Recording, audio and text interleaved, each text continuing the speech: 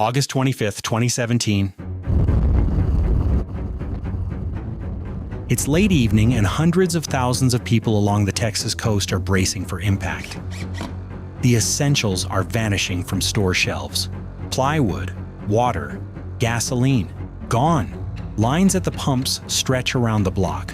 And out in the darkness of the Gulf of Mexico, something is growing stronger by the hour. Meteorologists had been watching this disturbance for days. It had already lived one life, forming as a tropical storm off the coast of Africa on August 13th, crossing the Windward Islands, then falling apart over the Caribbean until it was nothing more than a disorganized wave of thunderstorms. Most storms that die like that stay dead. This one didn't.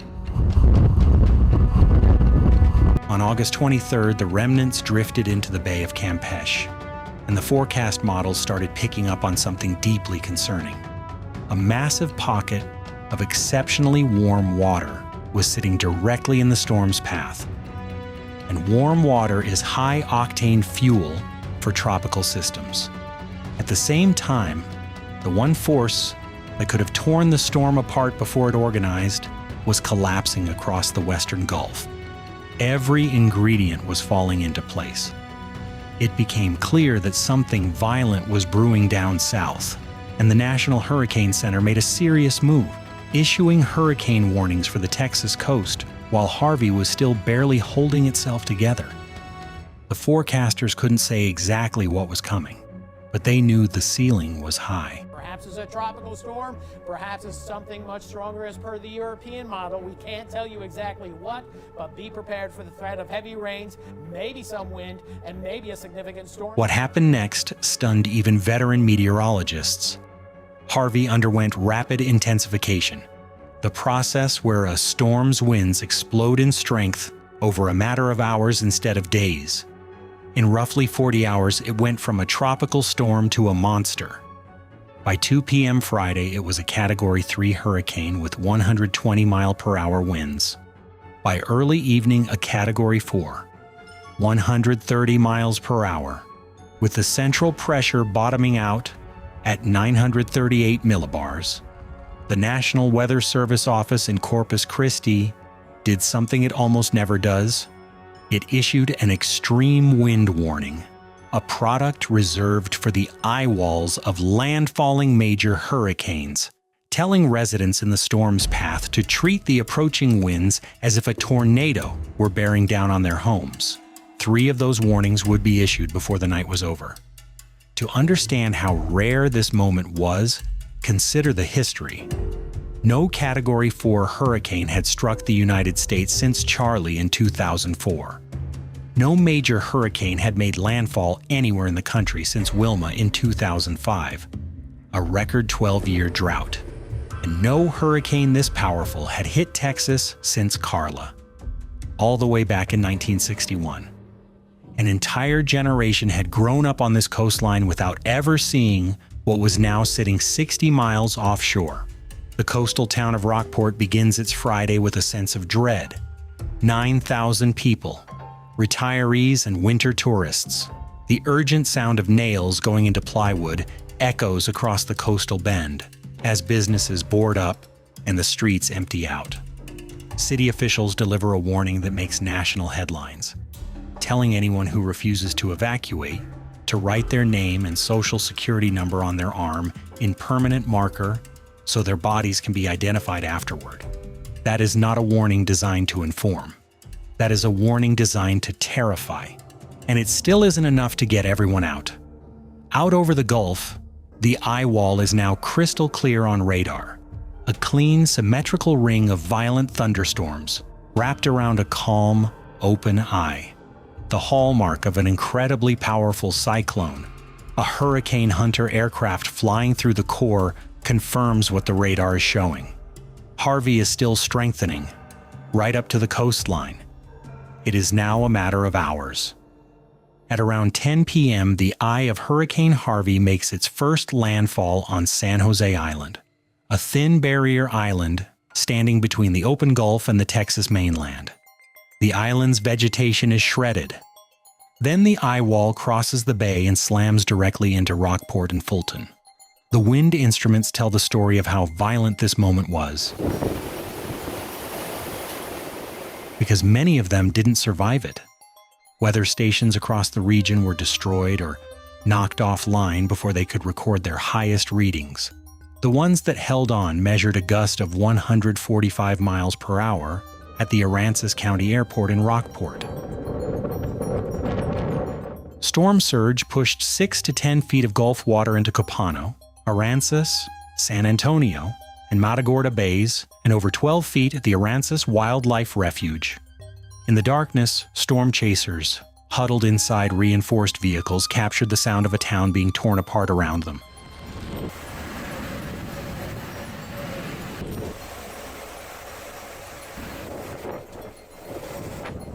The howl of the wind rising to a scream. Metal buildings peeling open, roofs lifting away whole. Desperate calls flooded into emergency services. People were trapped in collapsing homes. But no one could respond. The weather was simply too violent to send anyone outside, and the destruction remained almost completely invisible, hidden behind torrential rain and a pitch-black sky. For a brief, eerie window, the eye passed over and the winds calmed. And then the backside of the eye wall arrived, and it all began again. When dawn finally came, Rockport and Fulton were unrecognizable. Well-built brick buildings had their upper floors sheared completely away. Entire marinas were destroyed, boats stacked on top of each other like toys. The high school was wrecked. Trees were stripped bare of leaves and branches. Port Aransas, Aransas Pass, Ingleside, Port Lavaca, all of them wrecked. Tens of thousands of people lost power and water, some for weeks. Multiple people were pulled from collapsed structures, and the storm was just getting started. By any normal script, this is where the story winds down. A hurricane makes landfall, moves inland, weakens, and dissipates over the next few days, spreading its rain across hundreds of miles as it goes. Harvey had other plans. High up in the atmosphere, the steering currents that push hurricanes along completely collapsed. The storm was boxed in by ridges of high pressure on either side with nowhere to go. It pushed slightly inland, slowed to a crawl of just a few miles per hour near the town of Victoria, and then it essentially just stopped. A dying hurricane, parked next to the warm Gulf of Mexico, with an unlimited supply of moisture and nothing to make it leave. Saturday, August 26th. The wind along the coast has finally died down, and Harvey is downgraded to a tropical storm. But it hasn't left. Its enormous eastern rain bands stretch across southeast Texas, pulling moisture straight off the Gulf like a conveyor belt. A weather balloon launched from Corpus Christi measures near record levels of atmospheric moisture. The air itself is saturated to a degree rarely seen anywhere in the United States. That evening, a powerful rain band develops over Fort Bend and Brazoria counties and spreads north into Harris County, home to Houston, the fourth largest city in America. A metropolitan area of more than 6 million people built on flat coastal prairie and drained by a network of slow-moving bayous. And then the band does the one thing meteorologists fear most. It stops moving and begins training. Picture a train on a track. One massive thunderstorm forms, dumps torrential rain, and is immediately followed by another and another and another over the exact same neighborhoods, hour after hour deep into the night. By late Saturday, the sky simply breaks open. Rain falls at blinding rates, 4 to 5 inches every single hour. The ground is already saturated. The drainage systems are overwhelmed. The water has nowhere to go. White Oak Bayou rises more than 20 feet in 4 hours. Buffalo Bayou transforms from a calm, winding river into a raging torrent. Interstate 10, Interstate 45. Loop 610 gone, replaced by dark, churning lakes. Inside the KHOU television studio, journalists broadcasting flood coverage watch water begin pouring into their own newsroom. and evacuate live on the air. Here we gotta go. I don't know what that means. What's going on? Are we leaving? We're leaving. Go get your stuff. They said to pack everything up. Grab your stuff. We're out here. So we're evacuating the building now. Officials issue a desperate plea across every channel they have. Do not shelter in your attic without a way to cut through the roof.